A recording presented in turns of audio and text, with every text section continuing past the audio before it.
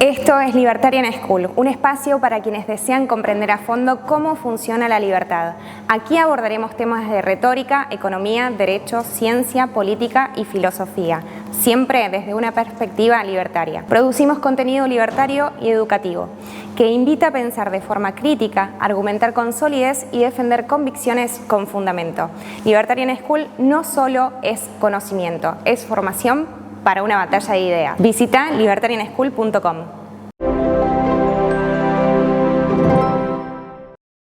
En el segmento de hoy, desde Libertarian School, vamos a tratar el derecho y la libertad. Para eso tenemos un invitado especial, el doctor Lucas Santarosa Braillard. Bienvenidos, Lucas. ¿Cómo estás? Muy bien. Buenas tardes. Un gusto tenerte acá. Sé que también estás sos referente de la agrupación Pumas Libertario de Celeste Ponce. Sí, para la provincia de Buenos Aires y Cava, la agrupación que lidera ella, sí. Muy bien. Siempre defendiendo las ideas. Siempre. Muy siempre. bien. Lucas, vamos a arrancar. Quiero preguntarte, ¿qué entendés por libertad? Bueno, a ver, es una pregunta bastante compleja que tiene una respuesta bastante sencilla si lo bajás a la realidad, ¿no? O sea, lo podés definir como la capacidad de las personas o el derecho de las personas a autodeterminar su vida y que no ser coercionadas por otras, siempre y cuando no molestes a los demás. Bien, perfecto. ¿Y cuáles son los valores que se defienden desde la libertad? ¿Qué es lo que los caracteriza a la libertad exactamente? Bueno, a ver, dentro de los derechos que uno tiene como ser humano, que a lo largo de los años hemos ido dilucidando, podemos encontrar la libertad, el derecho a la vida, el derecho a la propiedad y unos cuantos más que se han sumado con el correr de los tiempos. La problemática se suscita en los momentos en los cuales se ponen en igualdad de condiciones a todos los supuestos derechos que tiene el ser humano por el hecho de ser humano y no en realidad los que son, que son estos primeros básicos de los que te estaba hablando, que son la libertad, la propiedad, la vida y demás. ¿Cuáles son los valores que se sostiene dentro de la libertad? Bueno, esto que te decía, ¿no? Estos valores son en realidad el principio de poder autodeterminarse como ser humano y poder realizar lo que uno quiera sin molestar al otro. Muy bien. El discurso coincide, por supuesto, con el discurso de Javier Milei, el derecho a la vida, la libertad y la propiedad. Sí, uno de los mejores exponentes en los últimos tiempos, si no es que es el mejor de los últimos muchos años. Muy bien. ¿Y qué diferencia hay entre libertad y libertinaje? Bueno, es un tema que se ha hablado, creo que hasta el cansancio y eso, pero en algunas cabezas, en algunas mentes no entra la diferencia, no entra el concepto. O sea, cuando uno le habla de anarcocapitalismo o demás, cosa que quizás no profeso en la práctica, pero sí podría ser en el mundo de las ideas, la gente no puede hacer esa división, la gente no puede hacer esa división, no. Se ha hablado tan mal del tema y se ha intentado durante tantos años demonizar a la libertad que hoy en día la gente lo toma como libertinaje por lo que tendría que ser libertad. Entonces, ¿qué pasa? Por un lado tenemos la libertad de poder autorrealizarse, de hacer lo que uno quiera sin molestar, sin perjudicar al otro, y del otro lado, que es lo que mucha gente piensa, el libertinaje. Hago lo que se me ocurre sin consecuencia alguna.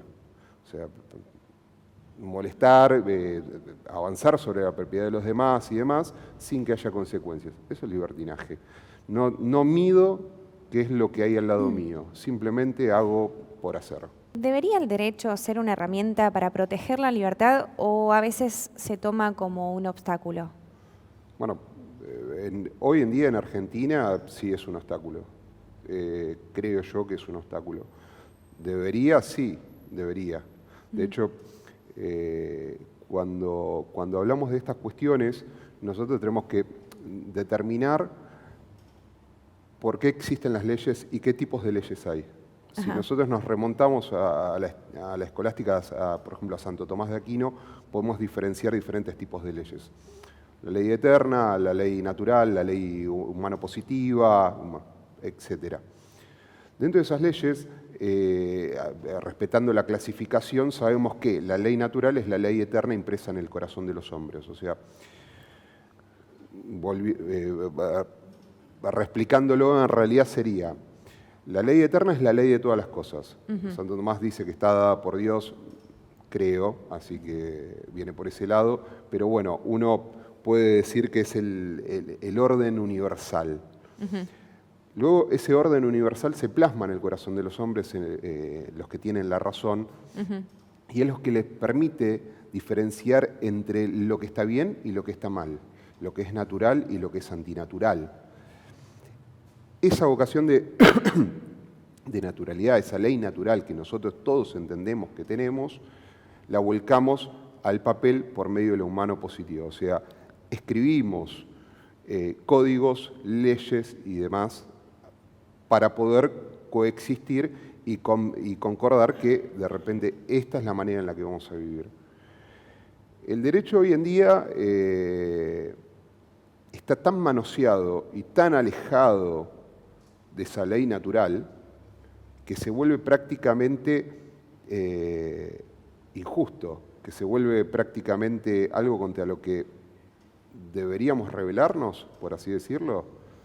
No hay ley que sea justa si no respeta ese derecho natural. Entonces, no hay ley justa, por ejemplo, si no respeta el derecho a la vida. No hay ley justa si no respeta la libertad. No hay ley justa si uno quiere emprender y de repente el Estado te aplasta con impuestos. Entonces, ¿dónde está la libertad? ¿Dónde está la libertad de poder trabajar, de poder ejercer el comercio? ¿Dónde está ese derecho que tienen las personas a poder ejercer el comercio? Con un Estado que de repente te impone normas laborales absurdas, donde prácticamente uno no puede despedir a un empleado y demás. Bueno, claro, es como que el Estado en ese momento, entonces estás diciendo, se transforma en opresor, ¿no? Con este enfoque. Totalmente. A ver, el Estado es... nosotros tenemos que analizar lo que es la libre determinación de los pueblos. O sea, como dice, por ejemplo, Francisco de Victoria, de la Escuela de Salamanca, habla sobre el derecho de gentes. O sea, esa libre determinación de los pueblos de cada hombre cede su parte, determina qué es lo que quiere para sí, se agrupa en bajo diferentes banderas o lemas y ocupa un lugar en el mundo. Bueno, nosotros desde Argentina conformamos la República Argentina y creemos, según lo dice nuestro preámbulo en la Constitución, en determinadas cosas, qué es lo que buscamos, hacia dónde vamos y qué es lo que queremos llegar a ser. Bueno, dentro de esa libre determinación que nosotros tenemos, nos encontramos con que en una Constitución, en la de 1853, tenemos una forma de ver las cosas, que es una Constitución donde se prima esta clase de derechos, esta clase de libertad de trabajo, de formas, de vida y demás, contra algo que hoy en día no solamente ya tiende a lo represivo, sino que aparte es ejecutada de una manera bastante, si uno se pone a ver la interpretación de la normativa,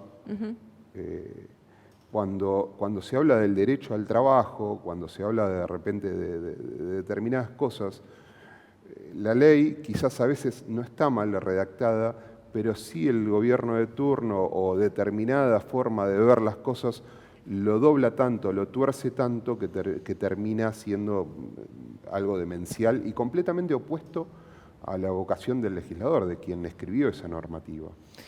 Bien, sí, se entiende. Y desde la política, ¿qué crees que debemos cambiar? Bueno, sin ninguna duda, lo que piden agrupaciones con justicia legítima, no, por Dios, que es el elegir a los jueces por el voto popular, como cualquier gobierno socialista, no. Pero yo creo que desde la política tenemos la obligación moral de salir a pregonar la libertad de las personas, la libertad de hacer, la libertad de vivir, la libertad de ejercer sus derechos como corresponde. Tenemos la obligación moral de perpetuar un modelo en el tiempo que le garantice el buen vivir a las personas. Y el buen vivir va a ser lo que cada uno determine para sí que es el buen vivir, no lo que papá Estado te sale a decir que es buen vivir. Sé libre para elegir qué es lo que querés vos para tu futuro. No hay ningún problema. Y desde una perspectiva libertaria, ¿cómo lo encuadrarías? O sea, el derecho, ¿qué debería cambiar? O si hay leyes o algo que pueda llegar a sugerir. Mira, es un tema bastante delicado y bastante complejo. ¿Por qué? Porque así como vos tenés la Constitución y los diferentes códigos, que en realidad, para el que no lo sabe, son leyes, no es que son libritos, sino el Código Civil es una ley, el penal es otra, y así sucesivamente. Más allá de la modificación de la normativa, que en algunos casos hay algunas normativas que sí a criterio propio, y creo que por una cuestión de ideales deberían ser modificadas, lo que hay que rever es el criterio con el que se interpretan, sin caer en un código napoleónico, en un código que te dice específicamente al pie de la letra cual computadora el que roba tantos años de prisión y vos no tenés miramientos de si robó una hogaza de pan o si se robó o asaltó un banco, no tenés una diferenciación entre esa. Dejar de aplicar la política dentro de la justicia. O sea que la justicia sea lo que debe ser, que es la virtud mayor que tienen todos los hombres. A ver, dentro de las virtudes cardinales de un hombre, de una persona, la más perfecta de todas es la justicia. ¿Por qué? Porque a diferencia de como pasa en la templanza o las otras virtudes cardinales, la justicia es la única que, al ponerla en el medio, cuando uno se va hacia un extremo se encuentra con la injusticia y del otro lado no se encuentra con muy justicia, se encuentra también con injusticia. No hay una cuestión de yo soy cobarde o temerario y en el medio soy... No, acá hay injusticia o injusticia, en el medio la justicia. Y aparte, la justicia es debida a otro. O sea, es dar al otro lo que le es debido. Entonces, si nosotros empezamos a trastocar, empezamos a deformar esa valoración de lo que dice la normativa, si nosotros empezamos a deformar lo que el legislador quiso poner ahí, si nosotros sacamos también leyes que van en contra de la naturaleza del ser humano, nunca va a funcionar esto. Nunca, y nos vamos a encontrar con aberraciones como nos hemos encontrado en los últimos años, donde de repente un magistrado te saca una sentencia en lenguaje inclusivo. O como yo me he encontrado, doctor, no, sí. ¿Esto pasó ahora o no, hace unos sí, años? hace unos años, pero sí, Años. pasa. Yo me he encontrado en juzgados de, doctor, si la víctima lo dice, así es. No, mirá, me estás revirtiendo la carga de la prueba. Sí. Tema netamente de derecho, no es una cuestión compleja, pero uno es inocente hasta que se demuestre lo contrario, salvo cuestiones muy particulares de tributario y demás, no importa. Vos sos inocente hasta que se demuestre lo contrario. Como un fiscal te va a agarrar y te va a decir, no, mire, lo dice la víctima, así es. Che, pero ¿dónde quedó el tema de los testigos, las pruebas, las pericias? Ah, no, bueno. Lo mismo, por ejemplo, en el derecho laboral. ¿Qué opinas sobre la baja de imputabilidad? Que en relación a otros países, Argentina venía o viene como más atrasado en la edad. Y que son pobres chicos víctimas del sistema. No, mentira, No. Es un chiste. Sí. La realidad es que... Bueno, puede ser, o sea, No, si opinabas eso, está bien. No, es una chicana, la realidad es esa. No, sinceramente, si bien hay un límite donde se divide la razón de la no razón, de la posibilidad de razonar sobre las acciones que uno tiene o no, yo creo que habría que bajarle la edad de imputabilidad. Claro, Patrice Bullrich, y dicen pena de adulto. Es que ¿no? Delito de adulto, pena Delito de adulto. Sí, exactamente. Sí. Todo tiene un límite, sí es cierto. O sea, no le podemos pedir de repente a quien no entiende qué es lo que hace que se haga cargo de determinadas acciones. Sí le podemos pedir que después de repente sea tratado el tema. Por ejemplo, los incapaces pueden cometer de repente delitos y no por eso van a cumplir con una pena como la cumpliría una persona que está en sus cabales y actúa por voluntad propia. Eso por un lado. Amén de eso, en Argentina se ha tironeado mucho de esas posturas y acá vamos de vuelta a lo mismo. Esa necesidad del Poder Judicial que está prácticamente captado por jueces que han impuesto gobiernos socialistas, como el de los Kirchner y demás, con una cantidad impresionante de jueces, y que no tienen ningún miramiento en decir qué es lo que piensan o mostrar que militan de repente esas ideas y demás. Pero bueno, ahí está eso que hablábamos de formar la normativa y el entendimiento de esa normativa en pos de posturas como la zafaronista, que son víctimas del sistema. Bueno, no me hagas acordar a uno inoperante. Tu víctima del sistema acaba de matar a... Y siguiendo en esta línea, mira, te digo un caso que tengo bastante fresco en la cabeza, una cena familiar, demás, me suena el teléfono, atiendo, que el nene estaba detenido, que se había mandado una macana con los amiguitos, y qué sé yo. Bueno, sí, dígame, ¿qué pasó? ¿Qué macana? ¿Qué pasó? ¿Qué sé yo? Además, no, porque él, vamos a ver, pues yo quiero que salga rápido, él va a salir rápido. Sí, bueno, pero ¿qué fue lo que hizo? No, bueno, salió con unos chicos que no tenía que salir, qué sé yo, de repente vieron un hombre que estaba entrando con la camioneta en la casa, así que se bajaron, lo asaltaron, y no contentos con eso, y porque no entendieron qué era lo que sucedía, cuando el hombre se da vuelta e intenta ingresar a la casa, le metieron un tiro por la espalda. Provincia de Buenos Aires, obvio. Ah, una macana muy pequeña. Sí, un detalle. ¿Y el nene cuánto tenía? Y ¿Cuál el edad nene, tiene? 17 años. Claro. 17 o 18, no, era adulto, 18 años. 18. Cuestión que era el nene, porque niño y no sé qué más, junto con otros que eran menores y dos mayores, pero la madre convencida de que, como si fuera algo natural, pegarle un tiro por la espalda a un hombre, solamente en provincia de Buenos Aires. O sea, bueno, no, en realidad no, es el modelo que nos dejaron en todo el país. O sea, la demencia es tal que tenés agrupaciones que te militan eso, tenés agrupaciones que defienden esa postura. Defienden que son víctimas de un sistema.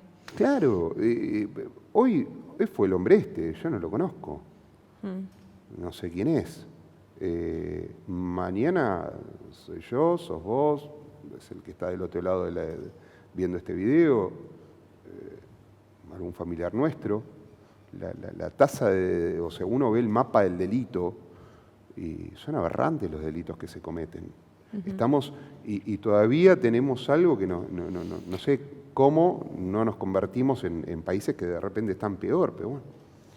¿En Cava hay 2 delitos cada minuto? ¿Puede ser? Cava es un desastre. Y la cantidad de delitos que no quedan registrados. ¿Y la después? Cantidad de delitos que no quedan registrados, la cantidad de desplazamientos de móviles a situaciones donde se están cometiendo un delito y demás, que los policías, por no trabajar, o por directamente órdenes de arriba, no se meten, no tratan de no hacer la consulta a fiscalía, no llevan a la comisaría. Conozco infinidad de policías que me dicen, mirá, a nosotros nos dicen que no, tratemos de evitar el tema, a ver si lo podemos solucionar. Bueno, ¿cuántas veces hemos escuchado a la policía que de repente toma determinaciones como si fuera la justicia? Simplemente un policía es un accesorio de la justicia. O sea, está para prevenir, para cuidar, no está para juzgar. O sea, esa es tarea dote aparte. ¿Y a quién le atribuimos todo este resultado? ¿A qué gobernador? ¿De qué postura o lineamiento político?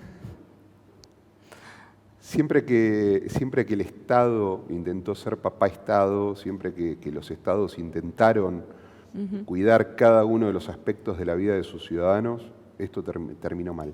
Siempre termina mal.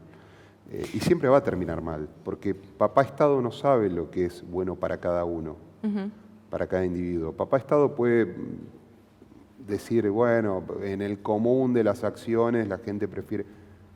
Claramente quien defiende y que dice que son víctimas del sistema y demás es nuestro gobernador Axel Kicillof, que no sé si es socialista, comunista, bueno, qué sé yo, no sé qué es, pero claramente es para mí un inoperante. Exactamente. Es lo que le conviene al... Es muy fácil decir que son víctimas, ¿verdad? Y no hacer. Bueno, que está todo bien. El buen gobernador de la provincia de Buenos Aires podría tranquilamente empezar a cumplir con la Constitución y demás, acercarse a ver lo que son los penales de la provincia de Buenos Aires, que son poco más que prisiones medievales, en algunos casos, que se acerque a las comisarías para ver cómo viven en las comisarías, y bueno, en vez de poner tanto impuesto provincial, de tratar de camuflar lo que saca Nación, el aumentarlo para que mantener el nivel del costo, junto con todos esos intendentes, esa runfla de intendentes que se dedican a subir las tasas municipales a niveles nunca antes vistos. Bueno, en vez de hacer todo eso, podrían empezar a acercarse y ver. Porque también hay otro tema. Te cuento una, sí. Al noroeste de la provincia de Buenos Aires, Junín, Buenos Aires, un 38% de aumento en las tasas. Bueno, es una locura, una locura. Más todos los impuestos provinciales. Lo lamento por quienes piensan como nosotros, lo lamento por quienes son compañeros en esta lucha, porque las palabras no se las puede adueñar nadie. Las palabras no se las pueden adueñar. De hecho, vinimos a restituirle a la gente lo que es de la gente, que son las palabras, los modismos y muchas otras cosas. Esos compañeros libertarios que apoyan, que están trabajando y todo, lo lamento por ellos, pero tienen el gobierno que se merece. Si ellos votaron en Junín, votaron en su mayoría a este modelo, bueno, sufran las consecuencias. Perdón, pero es así, es la libre determinación de los pueblos y ellos son libres para determinar qué es lo que quieren. ¿Quieren eso? ¿Quieren más impuestos? Ningún problema, ahí los tienen, disfrútenlos. Espero que los utilicen en buena medida. Las cosas van a comenzar a cambiar. Ahora te consulto, ¿vos crees que la justicia es corrupta? O sea, dentro de la justicia tenemos jueces y algunos actores. ¿Hay corrupción? El generalizar, sí. Todos sabemos que no está bien, y entiendo a dónde va tu pregunta. Hay gente buena y gente mala en todos lados. Hay gente corrupta y gente que no. Hay de todo. El problema está en cómo la política utiliza el sistema judicial en pos de su beneficio, ¿sí? Es un problema el haber tenido tanta militancia dentro de política, dentro del sistema judicial, cuando debería ser un sistema que se fije lo que está bien y lo que está mal, nada más. No es muy difícil. No es muy difícil. En la antigüedad los jueces no eran abogados o legos en la materia, eran los hombres justos. Era el vecino justo, se le pedía que juzgue quién tenía razón, quién no y demás. Bueno, infinidad de colegas tienen infinidad de opiniones. Hay discusiones filosóficas que son interminables, a diferencia de lo que me encantaría que sea como los muchachos de ingeniería, que 2 más 2 es 4 y no salen de esa respuesta, y es genial porque siempre vos vas con el problema y ellos te dan la solución. Nosotros lo vemos de otra manera. Nosotros tenemos respuestas que están más ligadas al bueno, no, lo que pensó, lo que quiso hacer, lo que no quiso hacer. Perfecto, podemos discutir días y días. Pero en el fondo de todo, de eso, ¿qué hay? ¿Qué es lo único que tiene que primar? El criterio, el tener criterio, el ver, intentar ver cómo son las cosas en la realidad y ponerlo en práctica, el dar a cada uno lo que le corresponde, nada más. No es tan difícil. Vivimos inmersos en un mundo que está tan golpeado que de repente te dicen, no, porque estas ideas del liberalismo son ideas modernas o son importadas. Se olvidan de lo que dice Francisco de Vitoria, se olvidan de la escolástica, se olvidan de todo. Se olvidan de la mitad de la biblioteca y te dicen lo que se les ocurre, como quieren. Usen el criterio. Hablando de biblioteca y, no sé, dentro del derecho, cuando estudiaste, te formaste, ¿tuviste acercamientos a algún tipo de libro, bibliografía, autores justamente? Sí, creo que ya los nombré bastante. Los nombraste a todos esto, pero todo lo que nos comentaste viene también desde tu formación, desde textos brindados dentro de la universidad. Sí, la realidad es que... Porque una cosa es la lectura independiente y lo que uno puede saber, y otra cosa es que quizás varios colegas hayan tenido acceso a esta información. Sí, es algo conocido por Viste todos. Que se suele decir que muchas universidades no dan libros que sean liberales, más marxistas y demás. Es que, bueno, así que a veces quizás no pasa por los autores únicamente que lees, o sea, confieso haberlo leído a Marx y demás, es algo que no podés evitar. No por una cuestión de gusto personal, sino que no podés entender cuáles son las posturas de otras personas si no las lees, si no charlás, si no dialogás. Sí. O sea, que yo no esté de acuerdo, que no piense de la misma manera, no quiere decir de que no sepa que existan. Entonces, la biblioteca uno intenta, obviamente después decanta por las cosas que me gustan. A mí, por ejemplo, me gustan los libros de aventura, qué sé yo, leer Los Tres Mosqueteros y demás.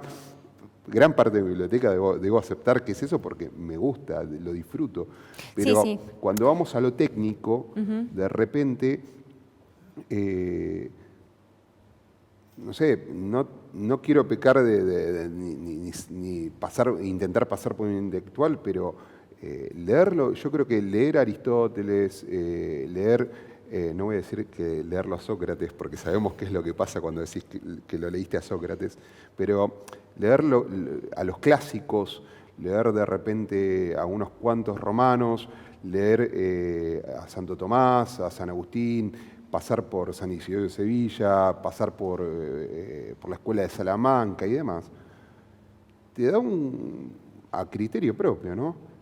Te da un concepto que está más allá de comunismo, capitalismo, socialismo, esto y lo otro. Te da una visión, de vuelta, a criterio personal, de intentar llevar una vida más virtuosa, intentarla, bien, no digo que sea virtuoso, sino que intento serlo, a veces pudiendo lograrlo, a veces no, desgraciadamente, pero bueno, siempre ahí intentándolo, siempre intentando llegar a hacer algo mejor. Y creo que si nosotros, como hombres, como seres humanos, intentamos en el día a día esto de ir perfeccionándonos, de intentar ser un poco más virtuosos, no nos para nadie.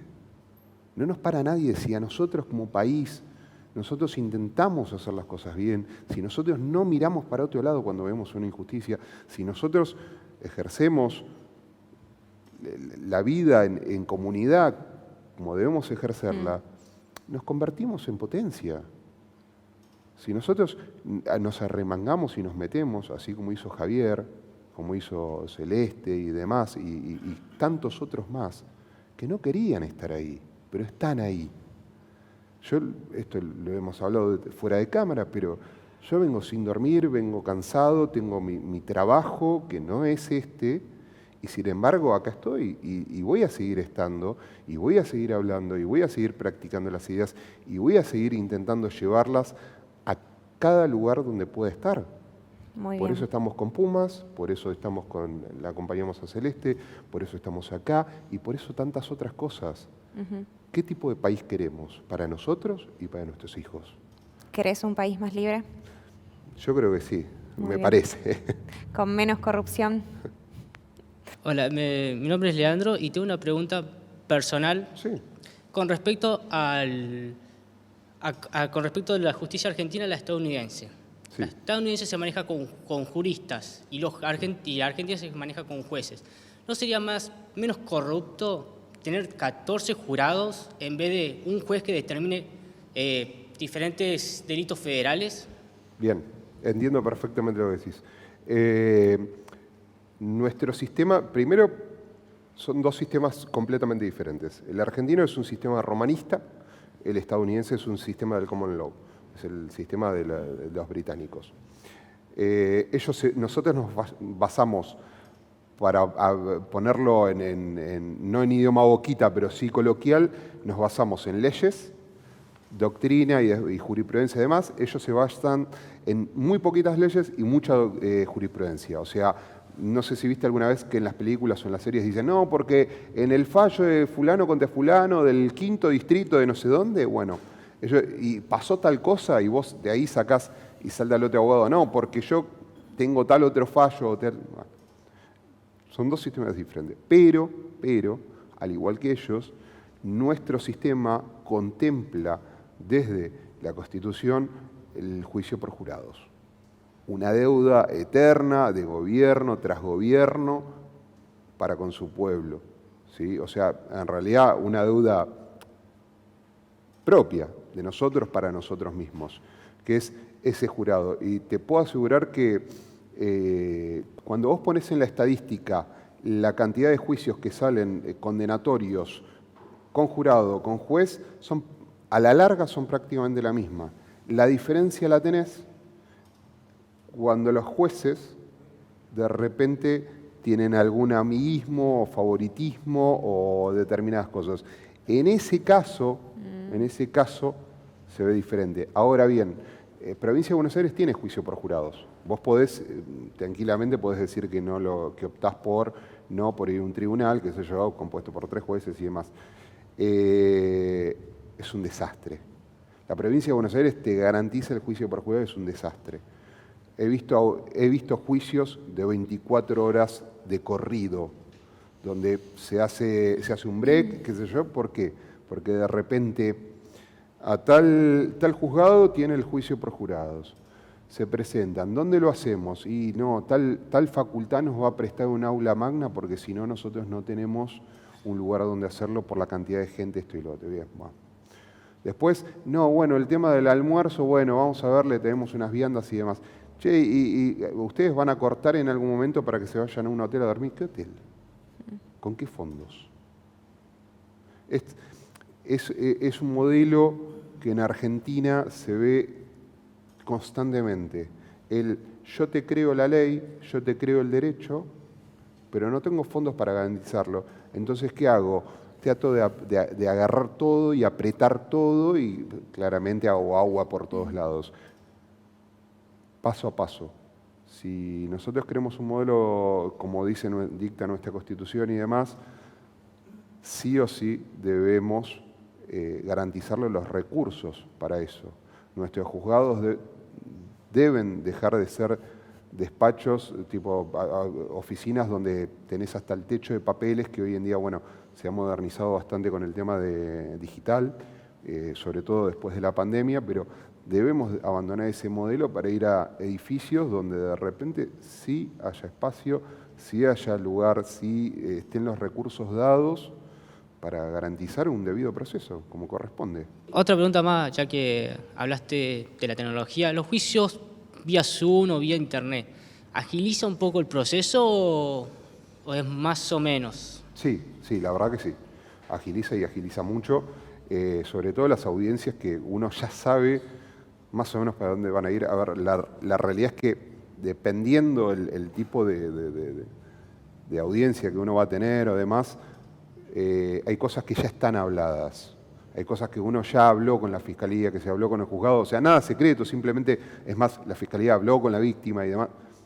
Bien, es el formalismo de tenerla, y bueno, que se diga ahí, que conste en el acta y demás. Entonces, hay muchas cosas que hoy en día por Zoom te salvan la vida, te acotan los tiempos de traslado, esto y lo otro, pero hay cosas que no se pueden dejar a lo virtual. Hay gestos, miradas, hay tonos, hay posturas, hay formas que no se pueden transmitir a través de una cámara.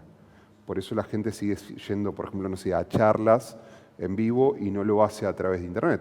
Por eso vos de repente elegís un tipo de cursada u otra. ¿Crees que solamente con la baja imputabilidad se va a cambiar o mejorar, o habría que también reeducar a la sociedad y a las familias? El bajar la imputabilidad no es un remedio, o sea, es simplemente ponerle un parche a la situación. A ver, la ley actúa de varias maneras, hay un montón de posturas y demás que se toman a nivel nacional, a nivel internacional. Bueno, entraríamos directamente en una clase que quizás no es para el momento, pero tiene una posición de coercitiva donde vos sabés que si haces esto, tenés tal consecuencia, entonces vivís, entre comillas, atemorizado de bueno, lo que te puede pasar si cometés tal tipo de delito. Pero es un poco también lo que veníamos hablando antes, ¿no? Si nosotros no apuntamos a ser mejores personas, si nosotros no apuntamos a ser hombres virtuosos, ¿qué clase de mundo vamos a hacer? O sea, ¿qué clase de problemas vamos a tener? Es como aquel que de repente se la pasa toda la noche borracho, se la pasa de joda de lunes a lunes y pretende al otro día solucionarlo con un, no sé, con un uvasal y un paracetamol. Te va a funcionar el primer día, el segundo día, en un momento vas a tener que cambiar el estilo de vida. Entonces, hay una educación que parte no solamente de las escuelas, sino de la casa.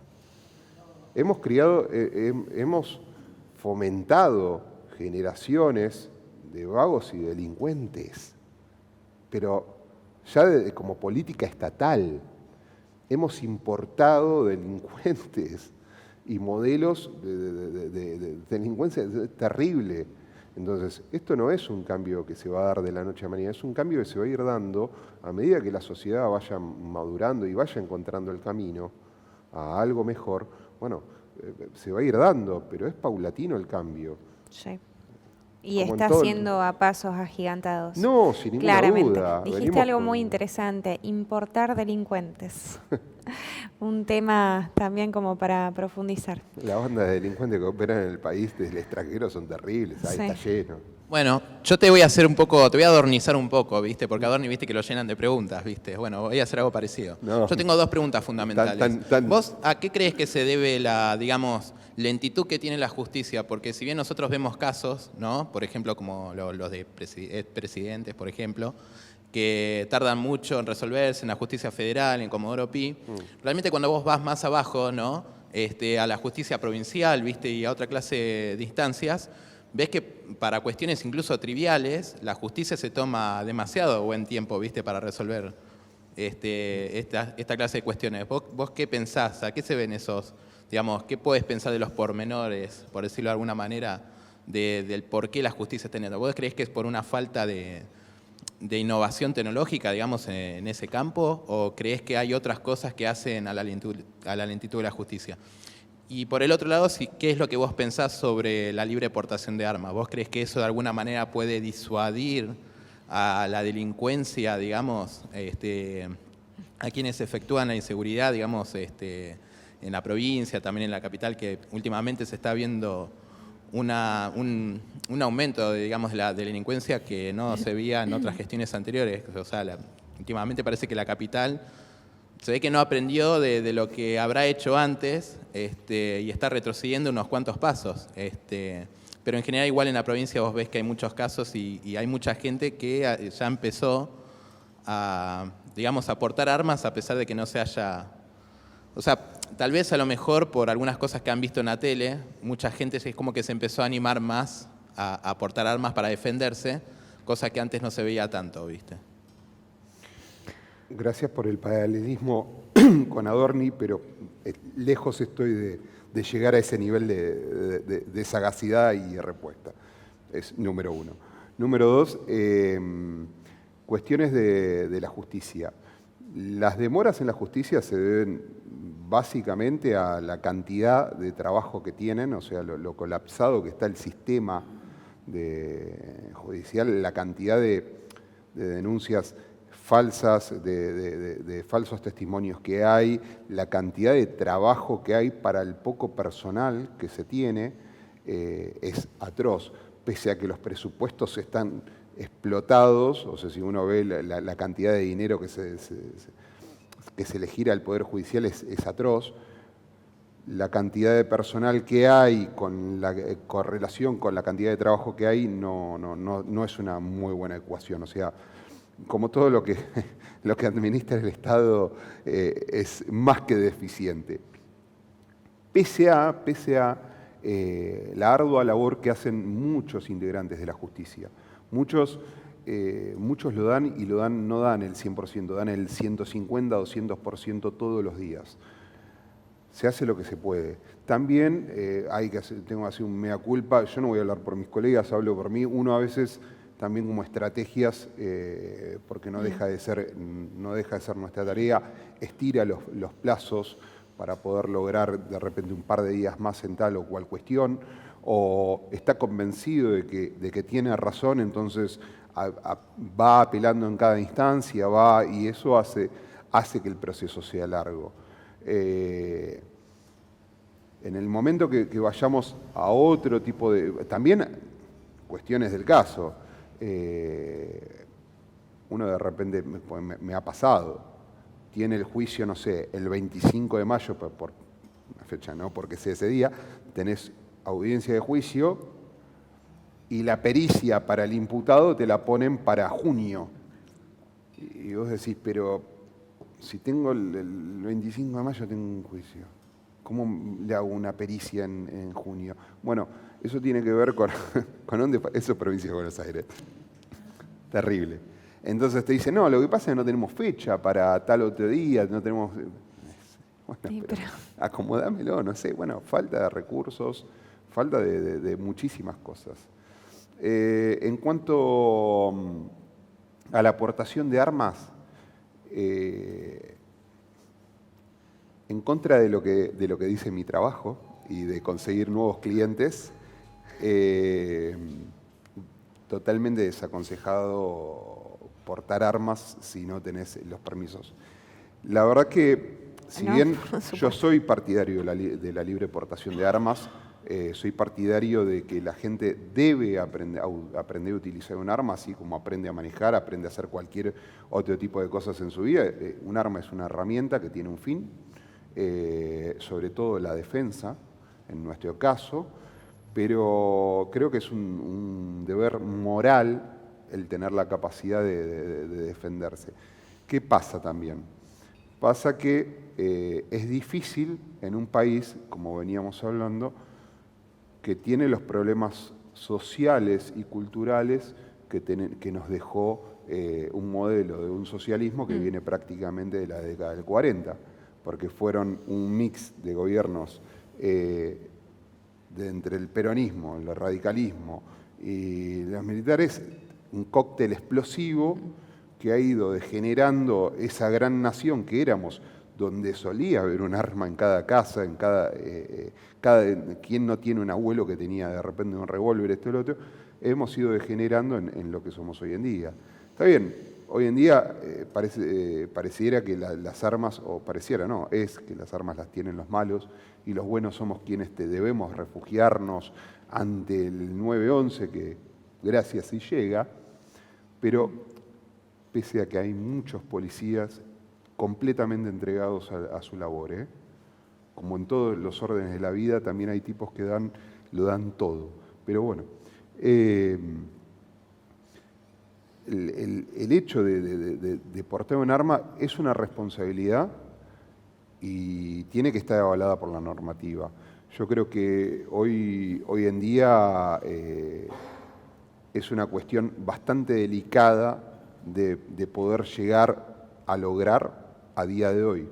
Pero como todo esto que hace este maestro en ajedrez que tenemos por presidente, yo creo que va a llegar a su debido tiempo y a su debida forma. O sea, así como mueve las piezas en un tablero que solamente él entiende, la verdad que yo lo único que me queda es por decir, al final siempre tenía razón, bueno, en algún momento lo van a soltar, en algún momento va a llegar y creo que va a ser cuando estén dadas las condiciones, pero sin ninguna duda que es algo que creo yo que todos en el espacio promulgamos. En lo que refiere al delito extranjero, al extranjero lo tendríamos que deportar cuando comete el delito o darle una pena doble. No. El extranjero cuando comete el delito se queda acá, cumple la condena y se va.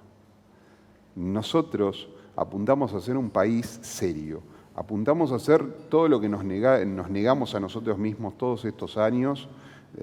Volvemos a lo mismo, desde hace muchísimos años apuntamos a dejarlo atrás y convertirnos en un país de primera línea. Y es un país de primera línea no te da determinadas seguridades jurídicas que otros países no te las van a dar. Sin nombrar a ninguno en particular, sabemos muy bien de que hay países donde si acá es laxa la cuestión del cumplimiento de las penas o no, afuera es terrible. Así como hay países que son muchísimo más duros que nosotros. Bueno, nosotros tenemos que apuntar a, cometes un delito acá, cumplís la condena acá, encantado con el modelo de Bukele, por favor, sin miramientos. Pero ¿No crees que un extranjero que comete un delito acá en Argentina debería ser deportado porque eso nos genera un gasto a todos los argentinos de nuestros impuestos? Sí, entiendo. Se lo pago yo de mi bolsillo, no te hagas ningún problema. Por verlo al tipo. Y penas más severas. Hay penas que uno puede decir, bueno, la pena para esto, si sos extranjero, es deportarte, ¿bien? Aparte de tal, y todo caso, restitución de los bienes, supongamos, no sé, una estafa, restituir los bienes y expulsarlo, negarle la entrada al país y demás. Pero también tenés que caer en cuenta de que hay delitos en los cuales esta idea de reinsertar en la sociedad no hay mucho que hacer, por lo menos es un criterio personal. Entonces, si dependiera de mí el tema, yo lo dejaría que cumpla acá la pena y después, bueno, que lo deporten a su país de origen. O por lo menos que cumpla una parte de la pena acá. Después, si otro país deciden soltarlo o no, ha sucedido. Acá hay un caso de un buen hombre que en los años 90 prendió fuego una casa con una familia adentro. Una discusión de dineros y de deuda y demás. Llamaba todas las noches amenazando, el otro día veía el caso, llamaba todas las noches amenazando. Tipo, prende fuego la casa, mueren todos menos uno de los chicos, uno de los hijos. Al tipo lo encarcelan, lo meten, le dan prisión, le dan perpetuo, vamos a decirle perpetuo acá en Argentina.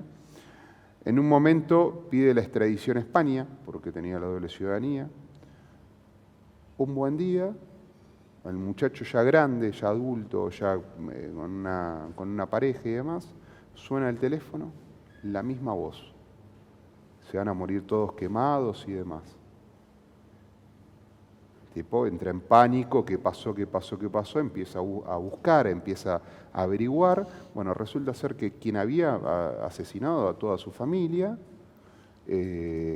hoy estaba libre en la calle.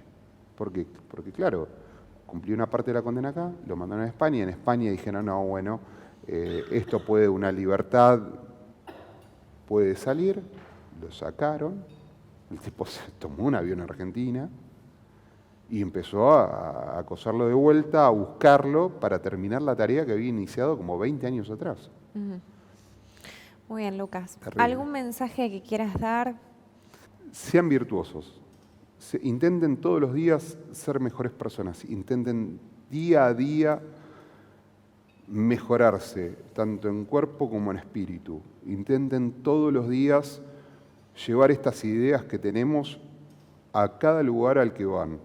Mostrarle a la gente que nosotros no profesamos un libertinaje, profesamos la libertad individual de hacer lo que quieran hacer sin molestar al otro. Intenten todos los días ser personas más justas, más capaces de perfeccionarse, de progresar, sin mirar lo que hacen los demás, sin juzgar a los demás, sin preocuparse si de repente a este le va mejor, a este le va peor.